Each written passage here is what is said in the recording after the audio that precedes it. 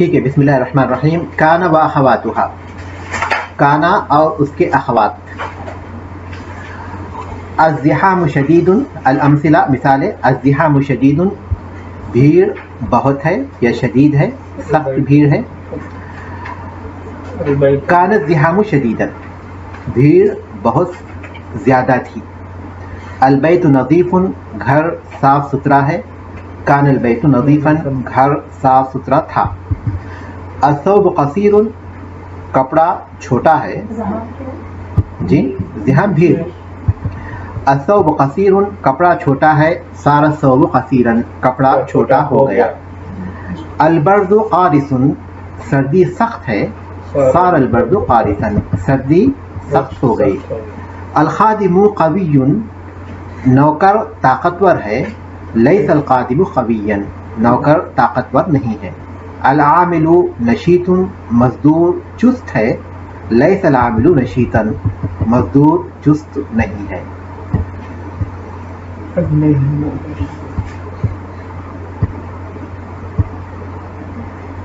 النہم مریض، زیادہ کھانے والا، جس کو جو ہے جس کو پیٹو بھی کہتے ہیں. انہیں لغت میں ہے وہ لفظ استعمال، تو اس لیے میں نے اس کا ترجمہ وہ کیا. تو زیادہ کھانے والا یہ مریض ہے، جو زیادہ کی حرص رکھتا ہے. یعنی وہ نہیں بلکہ جو زیادہ کھاتا ہے اور حرص رکھتا ہے تو وہ مریض ہے. اصبح النہم مریضا، نہم یعنی پیٹو بیمار ہو گیا. الجو ممطر، فضا بارش والی ہے، برسات والی ہے.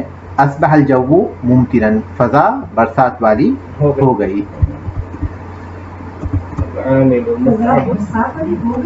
ہاں سارا ہے، اصبح ہے نا. جی جی. اصبح کے ترجمے ہم لوگ کہہ سکتے ہیں کہ صبح کے وقت فضا بارش والی ہو گئی، بلکہ بہتر ہے وہی ترجمہ کیجیے. ہم تو اصبح ہو جانا، لیکن وہ معنی پیدا کرتا ہے صبح کے. اصبح اس وقت کہیں گے. العامل متعب، مزدور تھکا ماندہ ہے، مزدور تھکا ہوا ہے. امسى العامل متعبا، مزدور شام کے وقت تھک گیا یا تھکا ماندہ ہو گیا. الزہر زابل، پھول مرجھایا ہوا ہے. امسى الزہر زابلا، پھول مرجھا گیا بولیے، یا پھر اس باب کو سمجھنے کے لیے شام کے وقت پھول مرجھا گیا بولیے، تاکہ اس باب کو سمجھنا آسان رہے، ورنہ عام طور پر ہو گیا بولنا کافی ہو جائے گا.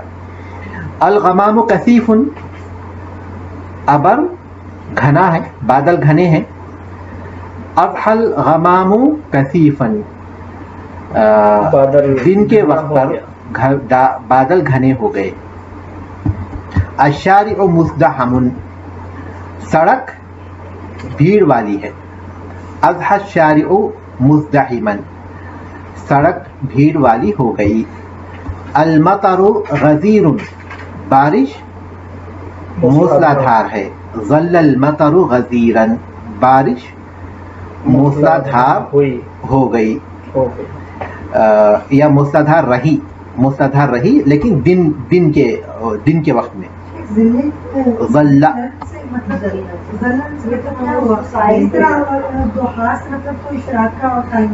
اشراق کا وقت، ظل کا مطلب ہے دن کے وقت، اشراق کے بعد کا وقت. ہاں اشراق کے بعد کا وقت. الغبار سائر، الغبار سائر، غبار اڑا ہوا ہے. اور ظل الغبار سائرا، غبار اڑا ہوا رہا یا اڑتا رہا. المصباح متقد، چراغ روشن ہے. بات المصباح متقدا، چراغ رات بھر روشن رہا. المریض متألم، بیمار تکلیف میں ہے، درد میں ہے.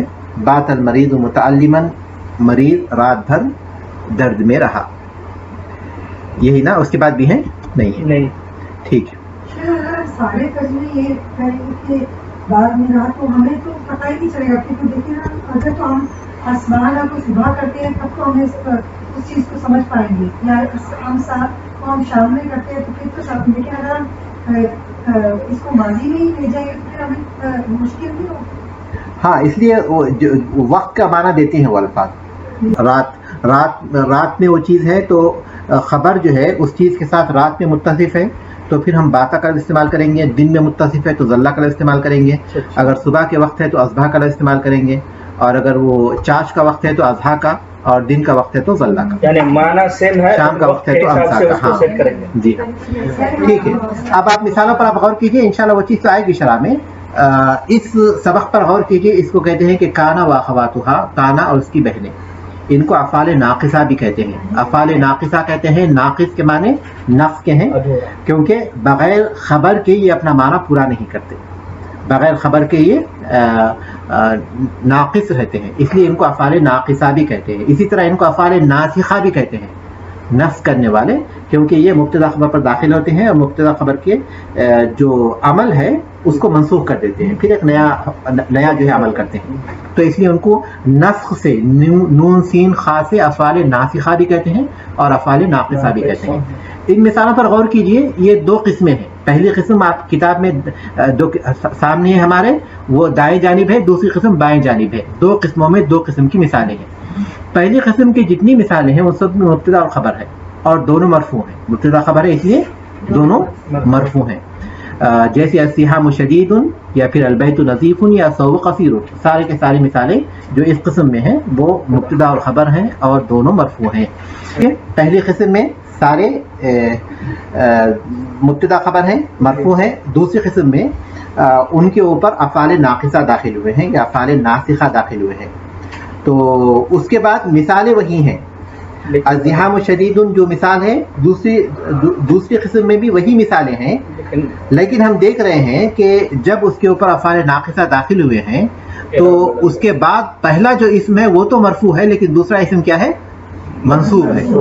تو اس کا مطلب یہ ہوا کہ افعال ناقصہ جب کسی جملے پر داخل ہوتے ہیں تو وہ پہلے اسم کو رفع دیتے ہیں اور اسے ان کا اسم کہتے ہیں اور دوسرے کو نصب دیتے ہیں اور اسے اس کی خبر کہتے ہیں. مثال کے طور پر کانا داخل ہوا، کانا الزحام شدیدن، تو الزحام شدیدن یہ پہلا جو اسم ہے الزحام، کانا کے داخل ہونے کی وجہ سے وہ مرفوع ہوا تو اس کو جو ہے اسم کانا کہتے ہیں، اور دوسرا جو اسم ہے شدیدن یہ منصوب ہو گیا، اس کو خبر کانا کہتے ہیں. تو افعال ناقصہ مبتدا خبر پر داخل ہوتے ہیں اور مبتدا خبر کے عمل کو منسوخ کرتے ہوئے وہ کانا اور اس کے اخوات مبتدا کو کیا کہتے ہیں؟ کیا دیتے ہیں؟ رفع دیتے ہیں، اور اس کو کیا کہتے ہیں؟ اس کا اسم کہتے ہیں، اور خبر کو نصب دیتے ہیں. ٹھیک ہے، یہ پہلی بات ہو گئی. شدیدن ہوا نا، صحیح ہے، لیکن پہلے میں وہ مبتدا ہونے کی وجہ سے الزحام وہ جو ہے مبتدا ہونے کی وجہ سے رفع تھا، لیکن دوسرے میں کانا کا اسم ہونے کی وجہ سے رفع ہے، کانا کا اسم ہونے کی وجہ سے وہ مرفوع ہے. ٹھیک ہے. دوسری بات یہ کہ یہ جو اخوات کانا ہیں ان سے مضارع اور امر بھی آتا ہے اور وہ یہی عمل بھی کرتے ہیں، اپنے اسم کو رفع دیتے ہیں، خبر کو نصب دیتے ہیں، سوائے لیسا کے. لیسا کے سوا، جیسے کانا یکون کن، سارا یسیر سر. اسی طرح جتنے بھی افعال ناقصہ ہیں ان کا مضارع اور امر آتا ہے اور وہ یہی عمل کرتے ہیں سوائے لیسا کے، کیونکہ اس سے کوئی مضارع اور کوئی امر نہیں آتا. یہ دوسری بات ہے اس سبق کی. اور تیسری بات اس سبق کی یہ ہے کہ یہ سارے افعال ایک معنی پر دلالت نہیں کرتے. اب معنی پر غور کیجیے. لفظی طور پر جو چینجز ہوئے وہ یہ کہ ان کے اعراب میں فرق ہو گیا. معنوی طور پر کانا، کانا جو ہے جب داخل ہوتا ہے تو وہ ماضی کے معنی میں کر دیتا ہے اور یہ بتاتا ہے کہ مبتدا جس خبر سے متصف ہے وہ زمان ماضی میں تھا. کان الزحام شدیدن، بھیڑ سخت تھی. تو جو بھیڑ جو ہے، بھیڑ میں جو سختی تھی، یہ کب کی بات ہے؟ یہ ماضی کی بات ہے. تو کانے کے جو معنی ہے وہ یہ کہ کانا داخل ہوتا ہے اور یہ ماضی کے معنی میں کر دیتا ہے اور یہ بتاتا ہے کہ جو مبتدا جس چیز سے متصف تھا وہ زمانے ماضی میں تھی. اور سارا جو ہے، سارا ایک مبتدا کے ایک حال سے دوسری حال کی طرف منتقل ہونے کی خبر دیتا ہے. سارا ایک حال سے، یعنی الثوب قصیرا، ثوب پہلے قصیر نہیں تھا، سارا ثوب قصیر، ثوب قصیر ہو گیا، چھوٹا ہو گیا. ٹھیک ہے. لیسا یہ نفی کرتا ہے. ٹھیک ہے. لیس الخادم قویا یہ نفی کے معنی پر دلالت کرتا ہے. اصبح یہ مبتدا جس چیز سے متصف ہے، جس خبر سے متصف ہے، اس کے وقت کی اطلاع دیتا ہے کہ وہ صبح کے وقت ہے. تو اگر یصبح ہوگا تو وہی معنی ہوگا، یہی ہوگا کہ صبح میں حسبہ میں وہی معنی کے اعتبار سے اس میں کوئی فرق نہیں ہوگا. ماضی میں بولیں گے جیسے اگر تو ماضی کا ہی معنی دے گا. نہیں ماضی کا معنی کہاں ہے؟ اس میں ماضی کا معنی کہاں نکلا؟ اصبح میں ہو گیا، اصبح تو ہو گیا نا، تھا بول کر نہیں بولے نا ہم لوگ. اگر آپ کہہ رہے ہیں کہ اس کا مضارع اور امر بھی آتا ہے، ہر ایک کا آتا ہے اور اپنے معنی کے اعتبار سے وہ اس پر دلالت کرتا ہے. یعنی جیسے کانا آپ نے کہا کانا زحام شدیدا، جی ہاں، کہ بھیڑ سخت تھی.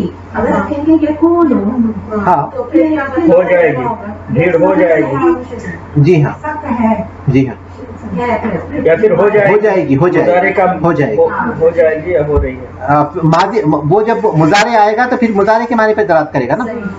امر آئے گا تو امر کے معنی پہ دلالت کرے گا، تو وہ اپنے صیغے کے اعتبار سے اپنے معنی پہ دلالت کرے گا. ٹھیک ہے. امسل عالم متعبن، امسل عالم متعبن، تو امسا جو معنی دیتا ہے وہ یہ کہ وہ یہ بتاتا ہے کہ خبر جس صفت سے متصف تھی، جس صفت سے متصف ہے وہ کون سے وقت ہے، وہ وقت کی خبر دیتا ہے، شام کے وقت. اور اسی طرح آزا یہ خبر دیتا ہے کہ یہ ظہر کے وقت پر یا پھر سورج بلند ہونے کے وقت پر. اور ذلہ یہ خبر دیتا ہے کہ دن کے وقت پر. اور باتا یہ معنی پیدا کرتا ہے کہ یہ رات کے وقت پر ہوا تھا. تو یہ ہے سبق. یہ سب کانا اخوات میں سے کانا اور اس کے اخوات ہے. 3 تمرینیں. ہاں بالکل. قواعد دیکھ لیجئے. تدخل کانا علی المبتدأ والخبر، کانا مبتدا اور خبر پر داخل ہوتے ہیں. فترفع الاول، کانا مبتدا اور خبر پر داخل ہوتا ہے. فترفع الاول، وہ پہلے اسم کو رفع دیتا ہے. وہ اسم مسمحہ، اور اسے اس کا اسم کہا جاتا ہے. کس کا اسم؟ کانا کا. وتنصب الثانی، اور دوسرے اسم کو وہ نصب دیتا ہے. وہ یسمى خبرہا، اور اسے اس کا خبر، اس کی خبر کہا جاتا ہے. مثل کانا فیما تقدم، کانا کی طرح جو گزر چکا، کانا کی طرح جیسا کہ اوپر گزر گیا. سارا، ولیسا، واصبحا، وامسا، واضحا، وظلا، وباتا، سارا کی طرح یہ لوگ بھی اسی طرح کرتے ہیں. کیا؟ اپنے پہلے اسم کو جو ہے نصب رفع دیتے ہیں، وہ اس کا اسم کہلاتے ہیں، اور دوسرے کو خبر دیتے ہیں، اس کی خبر کہلاتے ہیں. وہ تسمى هذه الافعال اخوات کانا، اور ان افعال کو اخواتی کانا کہا جاتا ہے. ان تمام کو، سارا سے لے کر باتا تک. لكل فعل من هذه الافعال، ہر فعل کے لیے ان تمام افعال میں سے، ان تمام افعال میں سے ہر فعل کا مضارع و امر، مضارع اور امر ہوتا ہے. یعملان عمل الماضی، جو ماضی کا عمل کرتے ہیں، یعنی رفع اور نصب کے اعتبار سے. معنی کے اعتبار سے تو مضارع اور امر کے معنی پر دلالت کریں گے، لیکن عمل کے اعتبار سے وہ ماضی کا عمل کرتے ہیں. الا لیسا، سوائے لیسا کے. فلا یاتی منها مضارع ولا امر، اس سے نہ تو مضارع آتا ہے اور نہ امر آتا ہے. 3 تمرینیں آپ لوگوں کو کرنا ہے، تو 3 تمرینیں پڑھنے کی ضرورت نہیں، بہت ہی آسان ہے. بین کل اسم و خبر لکانا واخواتها فی الجمل الآتیہ، آنے والے جملوں میں اسم اور خبر بتائیے کانا اور اس کے اخوات کے، کانا اور اس کے اخوات کے اسم و خبر بتائیے. یہی تمرین ہے پہلی. جملے اگر کوئی لفظ آپ کو سمجھ میں نہیں آیا تو آپ مجھ سے پوچھ لیجیے اس میں واٹس ایپ میں. ادخل، دوسری تمرین ہے ادخل کانا علی کل جملۃ من الجمل الآتیہ، آنے والے جملوں میں سے ہر جملے پر کانا داخل کیجیے. وشکل آخر کل کلمۃ فیہا، اور داخل کرنے کے بعد ہر کلمے کے آخر میں اعراب لگائیے. صرف کانا، کانا ہی کی ہے. اس کے بعد تیسری تمرین ہے ادخل سارا علی کل جملۃ من الجمل الآتیہ، آنے والے جملوں میں سے ہر جملے پر سارا داخل کیجیے. وشکل آخر کل کلمۃ فیہا، اور اس میں ہر کلمے پر اعراب لگائیے. بس یہ 3 تمرینیں کر لیں گے انشاءاللہ. سبحانک اللہم و بحمدک، اشہد ان لا الہ الا انت، استغفرک و اتوب الیک.